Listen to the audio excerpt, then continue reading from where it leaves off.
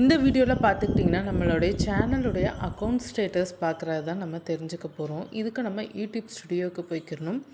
YouTube ஸ்டுடியோவில் உங்களுக்கு account status இருக்கும். உங்களுடைய சேனல் நீங்கள் கிளிக் பண்ணிங்கன்னா உங்கள் சேனலில் என்ன வயலேஷன்ஸ் இருக்குது, நீங்கள் ஏர்ன் பண்ண முடியுமான்னு சொல்லிட்டு காமிக்கும். அக்கௌண்ட் ஸ்டேட்டஸை ஈஸியாக காப்பிரைட் ஸ்ட்ரைக் இருக்கான்ட்டும் காமிக்கும், கம்யூனிட்டி கைட்லைன் ஸ்ட்ரைக் இருக்கான்னு சொல்லிட்டும் காமிக்கும். அதே மாதிரி நம்ம சேனல் மானிட்டைசேஷனில் இருக்கான்னு சொல்லிட்டு காமிக்குவீங்க. பாருங்கள், யூடியூப் பார்ட்னர் ப்ரோக்ராம்லேயும் இருக்குது, ஆட்சன்ஸ் அக்கௌண்ட்லேயும் இருக்குதுன்னு சொல்லிட்டு உங்களுக்கு காமிக்குது. இந்த மாதிரி இருக்கும்போது ரெவன்யூ ஏர்ன் பண்ணுறதுல ப்ராப்ளம் கிடையாது. நம்ம சேனல் மானிட்டைசேஷன் ஆகிருக்கு. அதே மாதிரி நான் மானிட்டைசேஷன் சேனலுக்கு வந்து பார்க்கும்போது நீங்கள் ஈஸியாக தெரிஞ்சுக்கிறலாம். நீங்கள் இதே மாதிரி அக்கௌண்ட் ஸ்டேட்டஸ் கிளிக் பண்ணி யூடியூப் ஸ்டுடியோவில் நீங்கள் தெரிஞ்சுக்கிறலாம். அதுலேயும் சேனல் வயலேஷன் கிளிக் பண்ணிங்கன்னா copyright strike, community guideline strike இல்லைன்ட்டு காமிக்குது.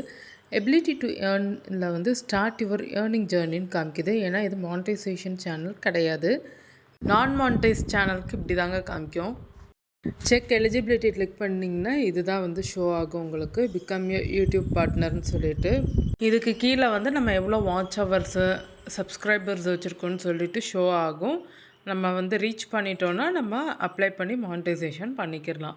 யூடியூப் ஸ்டுடியோ ஆப்லேயே நம்ம அப்ளை பண்ணிக்கிடலாம் மானிட்டைசேஷனுக்கு.